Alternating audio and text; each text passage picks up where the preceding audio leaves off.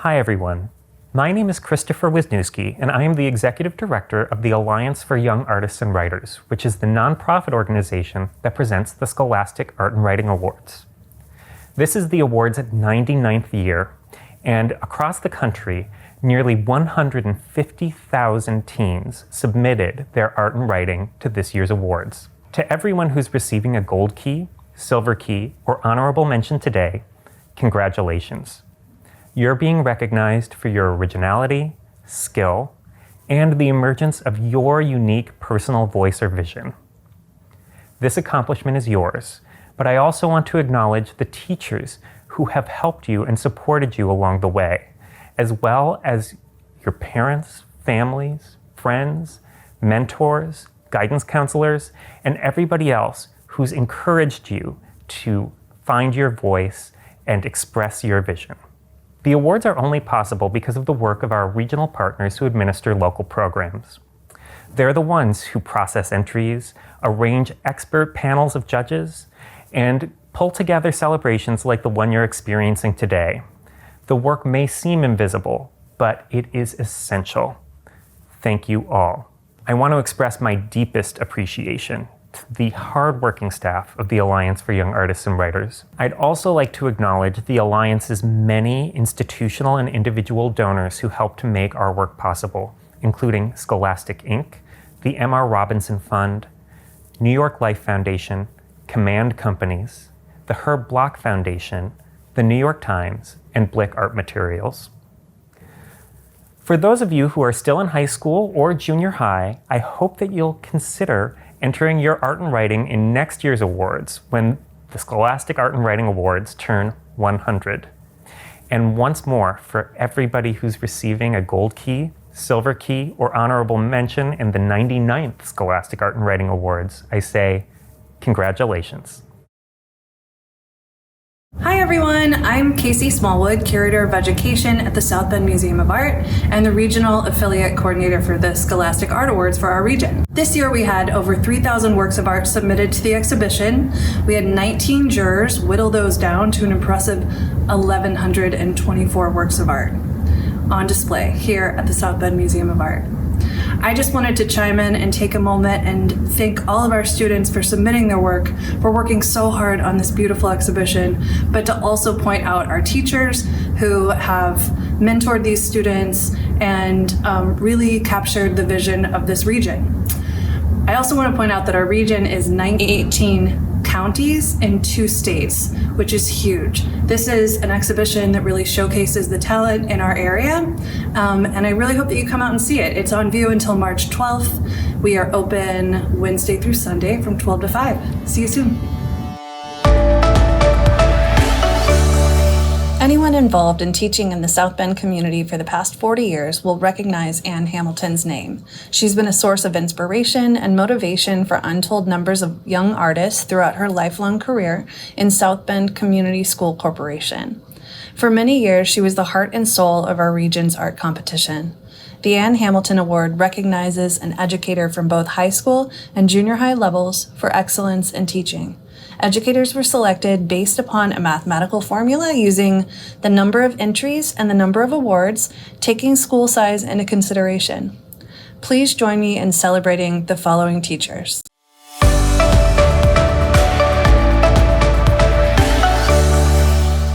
Gina Bonewitz, Marian High School. So first of all, I would just like to say how honored I am to receive the Ann Hamilton Award. I'm really honestly blessed that this is my job. I get to come to work every day and spend my day with just some really talented and inspiring students. And I truly am inspired by them and just their willingness to express themselves and to share a bit of who they are just every day in class. That's really the reason why I do this. I would say the most important thing to me as an art educator is working to create a space and an opportunity for my students to just feel comfortable being themselves and expressing who they are through their work. I think it's so important for us just as humans to have some sort of a creative outlet, to be able to express just our emotions and our thoughts in some way, so that we're not holding all of that inside. I think that it helps us connect more with ourselves and with other people. That's why I think that the arts are just so important. We're really teaching our students to have that skill and that ability to express themselves. So I do try to give my students that safe creative space and just any skills that they need and any encouragement that they need so that they can feel confident as artists. That's the reason I think that scholastics is also so important. You can tell walking into this show every year just how hardworking and just absolutely talented these students are. So I'm so happy that we have this opportunity locally here and also at the national level for our students to be recognized and awarded. All the work that we as teachers put into scholastics, everything from the registration and the matting and, all the crazy things that lead up to these awards, it's absolutely completely worth it to see these students be able to get the recognition that they deserve. And it really does mean so much to them. And so I really do think that this program and this competition is so important. So thank you again. And especially thank you just to all of my wonderful students for being who you are and the artists that you are, and just trusting me when I tell you how amazing you are, because you are amazing. Thank you.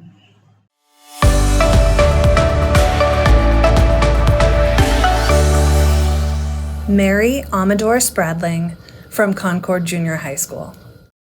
Hi, my name is Mary Amador, and I teach at Concord Junior High.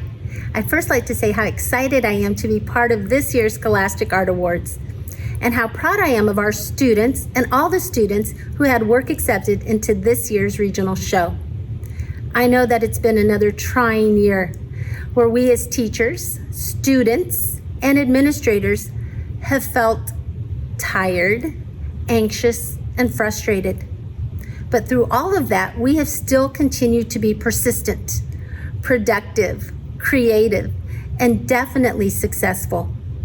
One of the things that I love about teaching is watching my students go through the process, to see the student who was struggling accomplish something that they didn't think they could do, and seeing that sense of pride. The Scholastic Art Awards provide such a great opportunity for our students.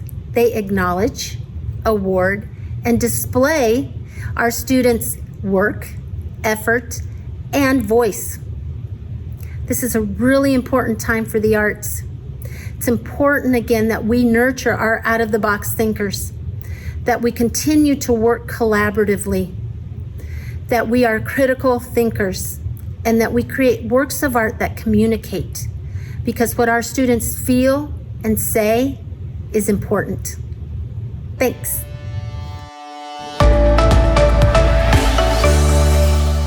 The American Vision's nominations are given to 5 artists from any grade and any category.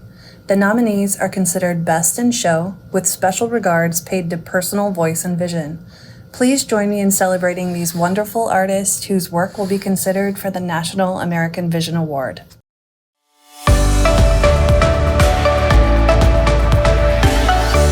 Hi, My name is Sierra Bragg. I'm in 11th grade and I go to Clay High School.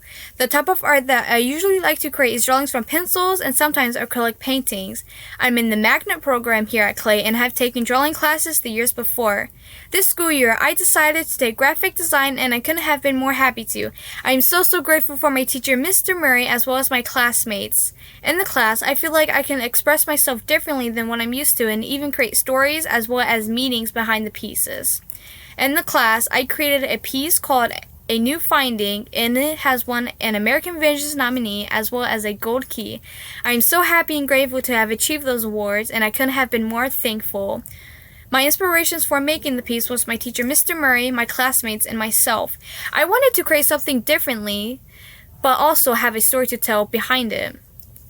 A decision that I have made while making the piece was to add eyes. I think eyes are interesting and cool, and though some people might find that odd, I think every eye has a story to tell behind it. For the future, I want to continue to make art pieces and to go through this journey we call life. Art has been a huge part of my life, and it has gotten me through many tough days.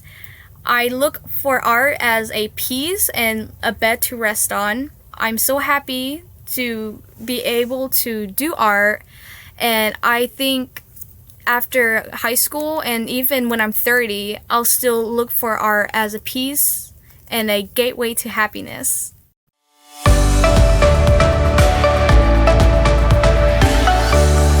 Hey guys, this is Roy Zhao here. I'm gonna talk about my work, The Chef. The photo was taken in October of 2020. It was one of my last days before I left Beijing after a long COVID summer. That day, I decided to explore my city. I started by walking on the street and I saw this building whose shape was poorly maintained. It had an opening that went all the way down to its basement, so I walked in. Once I got down there, I saw the chef in the photo. Without asking his permission, I picked up my camera and took several snapshots of him. After that, I talked to him and I found that he worked in a cheap restaurant in his basement. And the time of the shot was actually his only break of the day. That meant that he only had 30 minutes of the whole day when he can walk out and then see some sunshine. This is an issue in the society right now because some people are having omakase for dinner, but some people, like this chef, is working in the darkness for the whole day. This issue is especially more serious in China because some elders are taking the most laborious job, yet they barely get paid. So I want my photo to reflect on this issue and speak up for these workers. I like this photo personally because it looks like a stage portrait. Instead, it's actually a snapshot. His emotion is really intriguing, just like Mona Lisa's.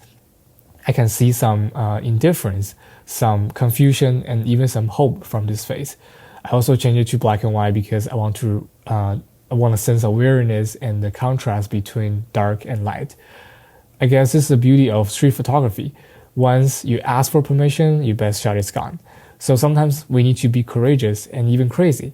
I didn't even know what would happen to me after I took the shot. Will this chef throw away my camera or will he beat me up? I didn't know. But I guess this is the whole point of street photography. It records the daily life of other people without interrupting them. So I'm gonna keep being myself in the future and use my camera to catch those precious moments around me. Be courageous.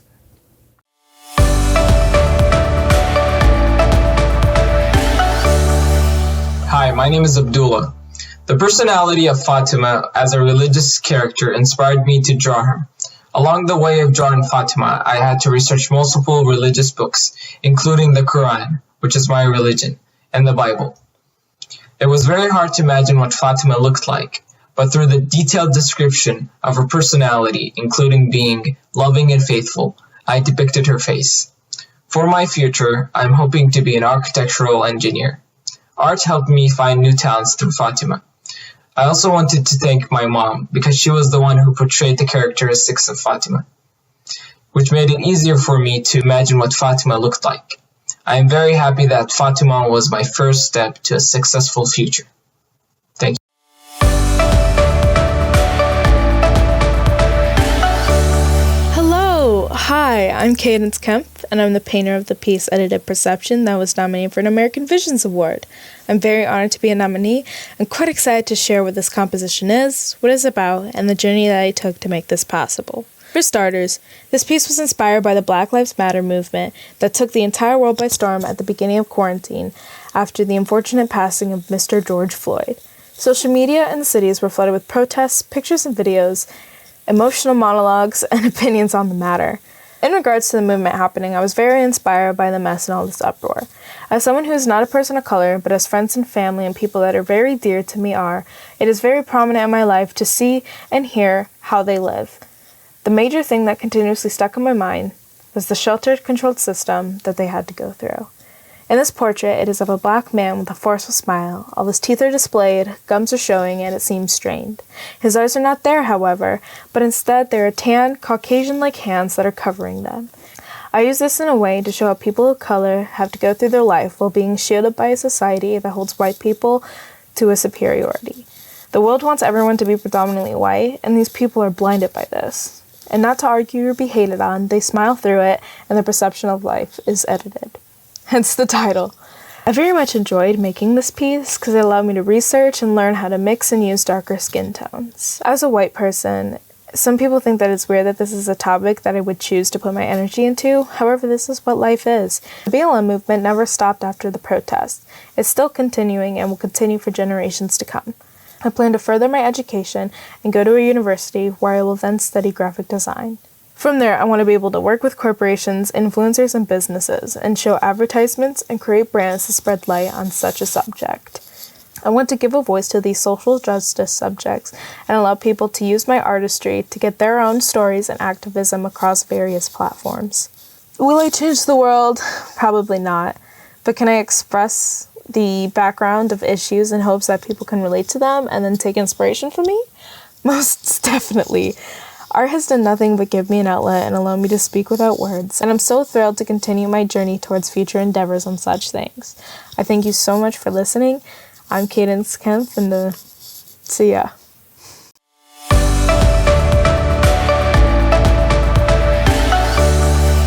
Hi, my name is Sanaya Firestone. My piece is titled Girls Will Be Boys and Boys Will Be Girls. This piece is about Harry Styles and his movement towards breaking the gender norms. This project showed him in the middle and all his pieces of clothing around it that he's worn that have sparked a movement or a change. This piece was super inspiring to do because it's reliant on my 8P portfolio. And I'm very inspired by the whole entire movement of clothing and gender. My plan is to next year attend Kent State University, which I will be continuing with all my influences of art, and I will be studying fashion design. I'm very excited and very blessed to be able to continue art into my future and hopefully my future career. And thank you so much for the nomination.